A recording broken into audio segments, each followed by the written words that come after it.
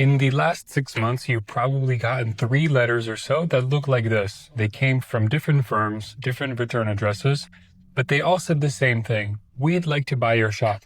And today's video is about why they're all calling at once and how they got your number and what your software vendor has to do with it. Now, whether you want to sell or stay independent, you should know this. If you run an HVAC shop with 5+ techs doing $1 million in revenue or so, you've definitely got letters like these, maybe one a month for the last year.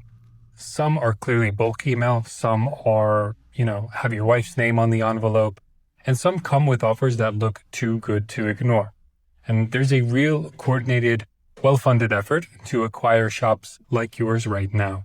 And there's nothing wrong with you being on someone else's list. Every shop your size is on a list. So there's a real coordinated, well-funded effort to acquire shops like yours. And there's nothing wrong with you for being on someone else's list. Every shop your size is on a list. The question isn't whether they want you. They do. The question is whether you understand what's actually happening. And quick intro on who I am. My name is Gitis. I'm building Run a Call, an HVAC software alternative for shops with 1 to 20 techs. It's flat rate, no contract, no protect fees. Now, I'm not a tech. I'm a software founder. I also run an AI agency on the side called Kunik. It doesn't work with HVAC shops, but let me tell you what's going on. And I'm not going to tell you whether to sell. That is your decision. So in the last 5 years or so, private equity has put tens of billions of dollars into home services, and HVAC is the favorite target.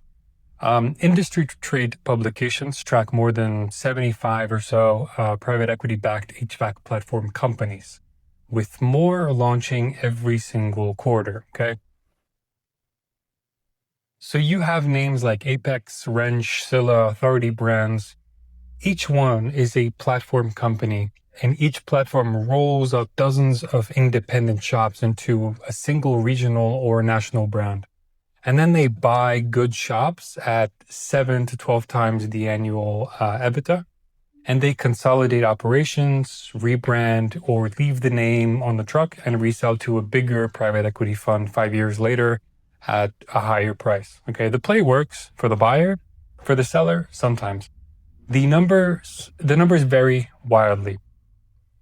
Now, here's the part that no one explains. So you've been wondering, how do they know my name, my revenue, my truck count? Why are they confident enough to send a letter?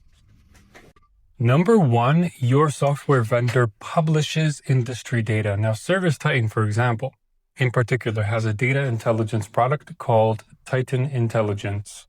They aggregate data across thousands of shops on their platform and sell insights anonymized at the individual shop level, but very specific at the regional and segment level.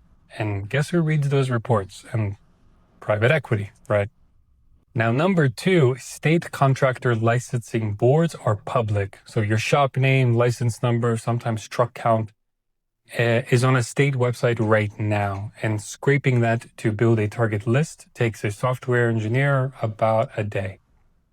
And number three is the Google reviews. Reviews per shop multiplied by an industry average ticket gives you a rough revenue estimate. Not exact, but accurate enough for a first cut acquisition list. So they know your name, your address, your license, your rough revenue, and what software you use. And that is enough for a letter of intent.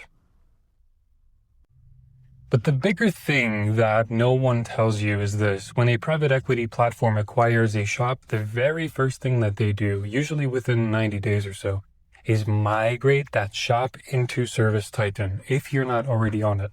Why? Because ServiceTitan was built to make a 1,000-truck operation legible to one owner. The reporting, the dispatch analytics, the customer cohort data, it's all standardized in a format that makes acquired shops easy to compare across the portfolio, easy to optimize, easy to package up and resell in 5 years. So your software vendor is on both sides of the deal. They sell you the tool, they sell the private equity private equity firm the dashboard to manage what used to be your shop. Okay, now that's not a moral judgment, that's just a business model. ServiceTitan is a publicly traded company. Their highest value customers are private equity platforms with hundreds of shops each. Their product is designed for those customers first. You, the independent 5-truck shop, are paying for software optimized for someone who might buy you. So now here is how an HVAC roll-up works. Private equity raises a fund. Then private equity firm buys a platform HVAC shop in a region. Okay, so that is number 2. Step number 3 is the platform acquires 5 to 20 smaller shops nearby. Then you go to step 4. And all acquired shops migrate into ServiceTitan.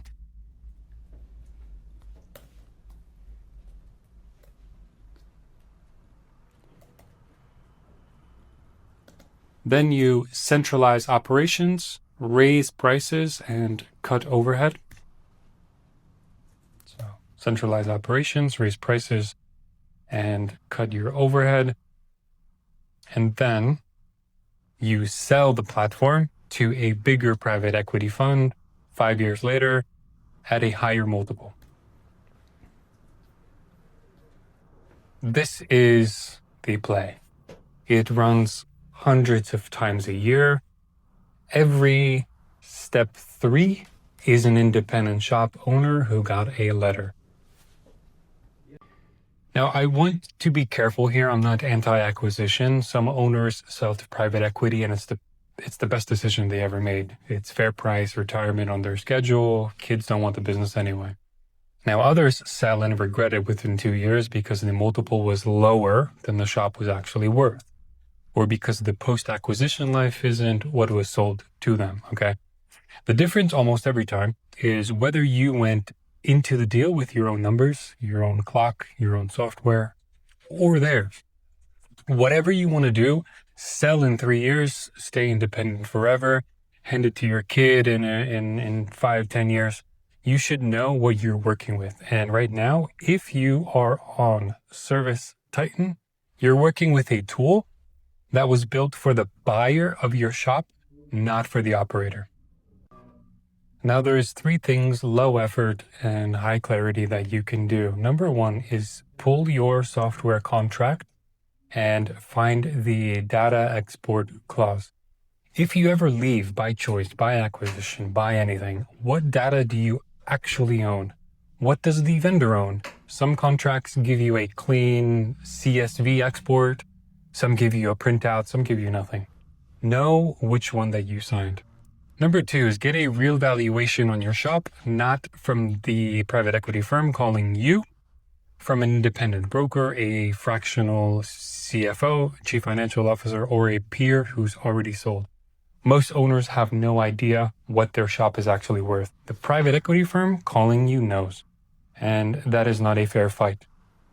Number 3, when you pick software, pick a tool that fits your shop today, not a tool optimized for the shop someone else might want to assemble out of yours. Now, Founder Call is live. We have 25 founding slots, 16 are taken, 9 left. The founding pricing locked for life, $200 a month flat, no contract, no protect fees, full data export anytime in any format you want. And the last part matters more than it sounds. We don't want you locked in. We want you to use the software because it fits your shop. If you ever want to sell, hand it down, or move to something else, your data leaves with you. There's no friction, there's no retention call. And for the last 9 slots, I will do your migration myself on your schedule, and you can sign up at runacall.com.